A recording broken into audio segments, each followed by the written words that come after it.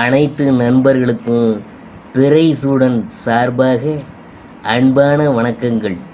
இந்த வீடியோ பிடித்திருந்தால் லைக் பண்ணுங்கள், ஷேர் பண்ணுங்கள், கமெண்ட் பண்ணுங்கள், மறக்காமல் சப்ஸ்கிரைப் பண்ணுங்கள். வாங்க வீடியோ பார்ப்போம். மகா சிவராத்திரி நாளில் கும்பராசியில் கிரகங்கள் கூட்டணி. சிவனின் அருள் யாருக்கு கிடைக்க போகுது, அதை பற்றி தான் நாம் பார்க்க போகிறோம்.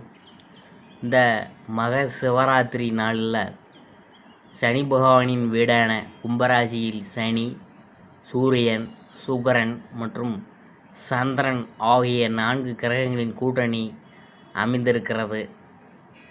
ராகுவும் புதனும் மீனராசியில் இணைந்துள்ளன.